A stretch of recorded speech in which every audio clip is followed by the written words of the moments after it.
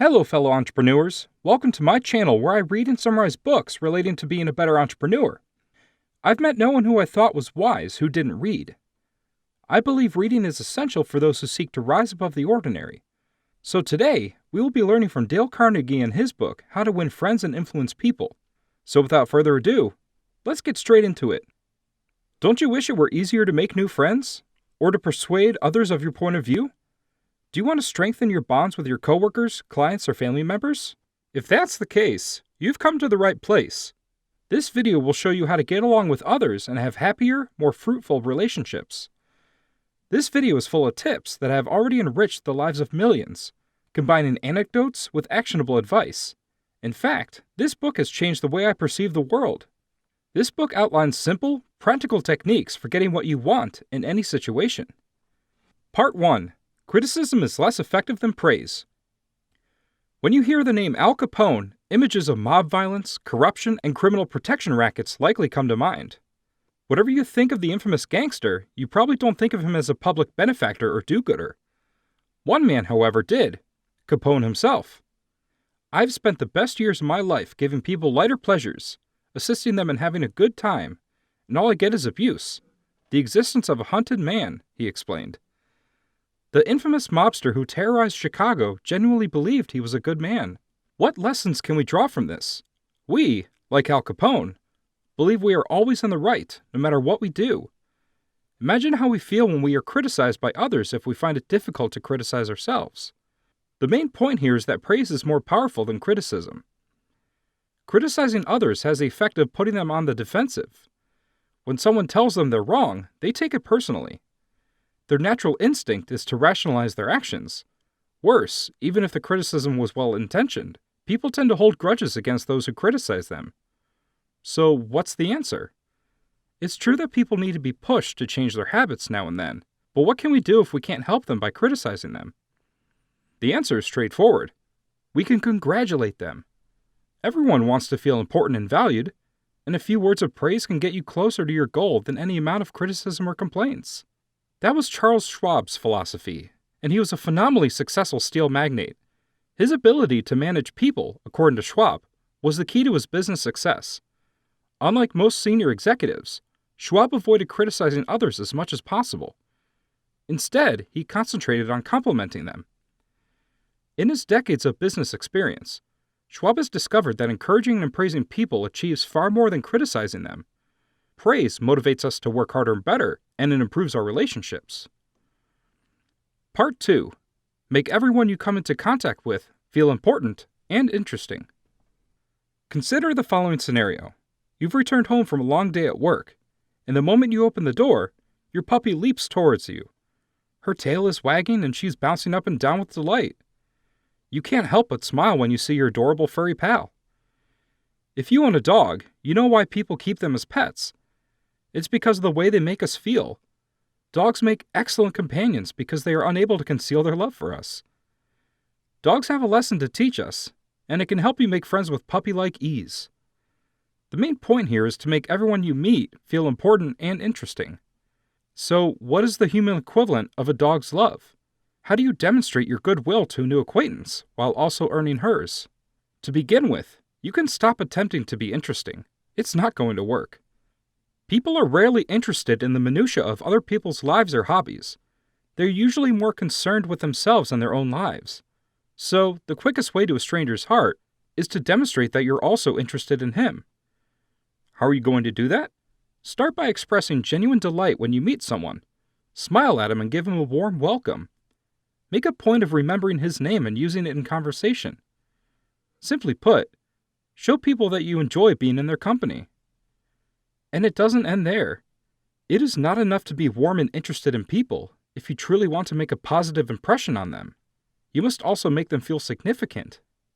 This lesson was learned firsthand by a landscaping inspector who attended one of Dale Carnegie's seminars. The man once complimented a client on his beautiful pedigree dogs, sparking a lengthy discussion about the client's passion for dog breeding. The inspector's respect and genuine interest not only established a warm professional relationship, but also led to the client giving him an expensive purebred puppy as a parting gift. When you show that you care about others and value their opinions, you'll frequently receive wonderful and unexpected rewards. Part 3. Encourage others to speak up and pay attention when they do. President Abraham Lincoln asked an old neighbor to come to the White House for advice during the American Civil War. When he first arrived, Lincoln spent hours debating the emancipation of the South's enslaved people. All evening, Lincoln went back and forth, weighing the advantages and disadvantages of every possible course of action. He then finished up, thanked his neighbor, and sent him home without receiving any advice from his old friend. Lincoln didn't need an advisor in the end. He had plenty of them. He needed someone to listen to him. The key takeaway is to encourage others to speak up and to listen carefully when they do. We all value good listeners, just as Lincoln did, but they appear to be in short supply. We all enjoy talking about ourselves, our accomplishments, concerns, pasts, and futures. But that's not how you make friends. That is, in fact, how you lose them. Nobody likes it when someone dominates a conversation. Take the opposite approach if you want to make a good first impression and win people's hearts. Invite them to share details about their lives and interests with you, and pay close attention to what they have to say. Do you want to make friends with your coworker's new husband? Ask him open-ended questions that he might enjoy answering, such as how he's adjusting to his new job, or if he has any interests. Also, don't forget to pay attention. You're better off not encouraging others to speak if you're going to appear distracted and uninterested while they speak. Take it from Theodore Roosevelt, who knew that engaging people in conversation about something they're interested in is a surefire way to make friends. Roosevelt would read a book about one of his guests' favorite topics every time he had an important meeting. That way, he could have a knowledgeable and enjoyable conversation with anyone about their own hobbies and interests. It worked for Roosevelt, but you don't have to do as much homework as he did. Simply share the spotlight, ask questions, and pay attention. Drawing people out will become second nature in no time, and making friends will be a breeze. Part 4. If you can't avoid an argument, try to disagree gently. What is the best way to win an argument? By trying to one-up your opponent? By showing that your facts and figures are accurate and superior to his? Or by constantly pointing out a logical flaw in your opponent's reasoning? None of these are great options. If you win such an argument, your opponent will resent you. And if your opponent resents you, you can bet he will never agree with you. No one wins when disagreements turn into full-fledged fights. It's best to stay away from them as much as possible. However, since an argument is unavoidable at times, there are a few pointers to keep in mind if you find yourself in a situation where you must argue your case. The key takeaway is that if you can't avoid a disagreement, disagree as gently as possible. Never say, "You're wrong," if you want to persuade someone that what you're saying is correct. Making your case so forcefully will not persuade your opponent to agree with you. Instead, she'll take offense, stand firm in her beliefs, and do everything she can to prove you wrong. It's far more likely that a subtle and gentle approach will work. Rather than trying to persuade your opponent to your point of view through force, try to persuade them through friendly inquiry. But how do you persuade someone who doesn't agree with you to work with you? The key is to simply acknowledge the possibility of being wrong. Say something along the lines of, "Well, I could be wrong. Let's look at the facts." This is the best way to disarm any tension and work on the problem together. If you are proven to be incorrect, be gracious in defeat and try to be the first to admit your error. When you admit your mistakes ahead of time, others are more likely to take a softer approach. On the other hand, don't be overjoyed if you're correct. If you make your opponent feel humiliated, he or she is unlikely to change their mind. Begin by convincing others to agree with you, and then gently lead them to your conclusions. Socrates, the ancient Greek philosopher, knew how to persuade people. He persuaded people to affirm things they'd never believed before by asking the right questions in the right way. How did he pull it off? He made certain to put them in a positive frame of mind, that he instilled in them the habit of saying yes. And how did he manage it? He started his conversations by making generalizations that everyone could agree on. Then, one by one, he began to steer the conversation into more shady territory.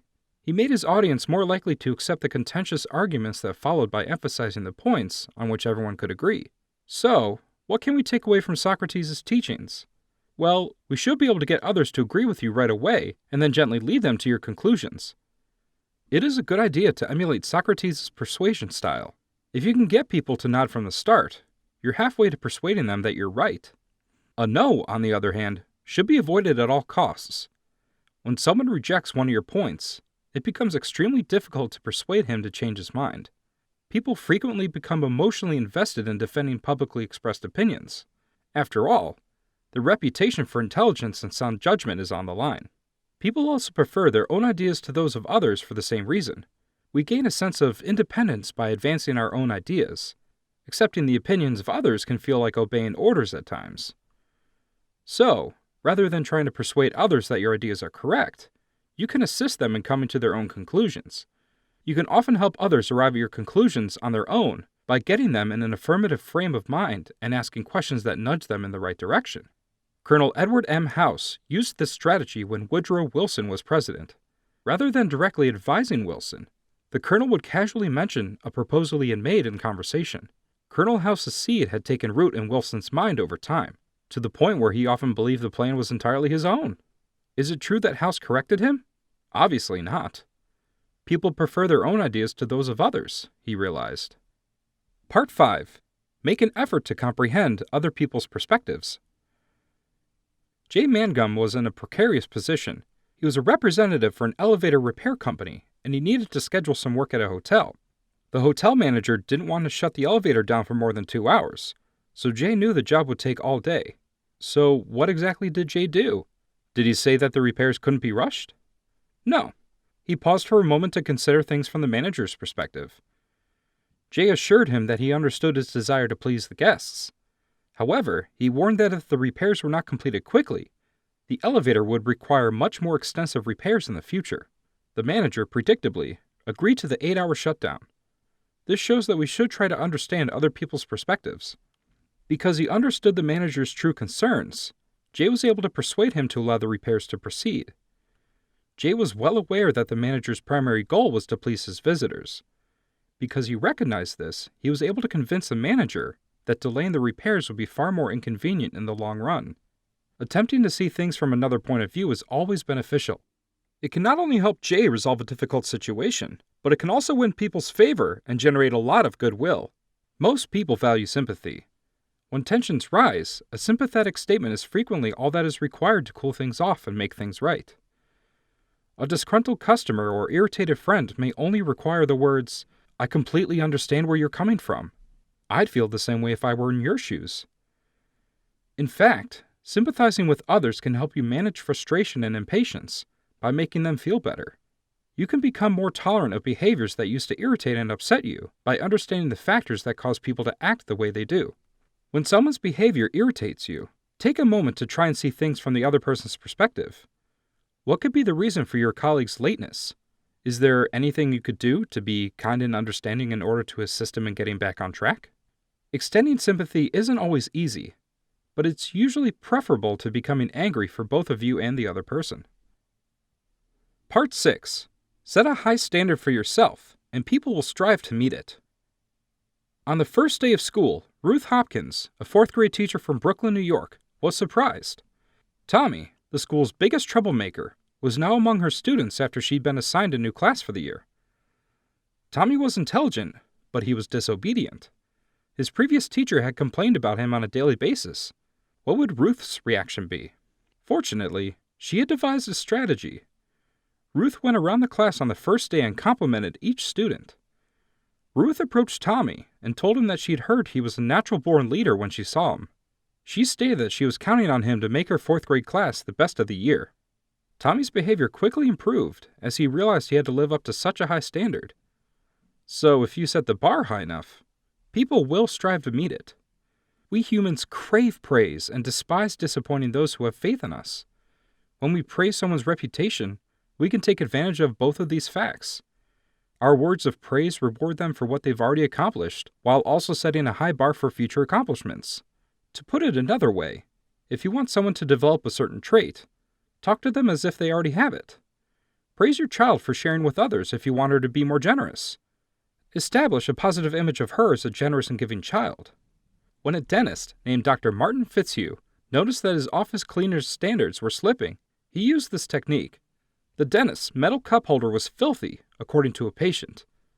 Even though it was the only cup holder, it was an oversight that made Dr. Fitzhugh appear unprofessional. Rather than reprimanding his cleaner, he wrote her a gracious and appreciative note, thanking her for her hard work and praising her diligence. Then, as a side note, he mentioned that if she needed to work longer on occasion, just to take care of the little things like the cup holder, he could pay her extra. What's the end result? The cleaner's work improved dramatically after that, and she never had to work overtime again. Praise and letting others know how much you value their work is generous, but it's also a smart way to ensure that they'll try just as hard in the future. If you can make it a habit and combine it with the other suggestions in this video, you'll find it much easier to make new friends and improve old ones. Try to understand the perspectives of those around you if you want to be truly influential. Everyone enjoys being heard, understood, and made to feel valuable. You'll always find favor if you can do these things for others. As an entrepreneur, if you're having trouble motivating your employees, try reawakening their natural sense of competition. All you have to do now is to figure out a way to evaluate your employees' work and publicly recognize the top performers. You may not even need to give a prize to rouse a slumbering workforce. Healthy competition is sometimes all that is required. This wraps up the summary from the book, How to Win Friends and Influence People by Dale Carnegie. Thank you for sticking it out through to the very end of this video. Nothing helps out my channel more than y'all watching the entire video. These videos take a long time to make, and is a labor of love. If you would like to contribute by buying me a cup of coffee, I'll leave the link below along with a link to this book. And as always, if you like this video, please like and subscribe and watch these videos that might pique your interest. I'll see you on the next one. Until then, keep reading.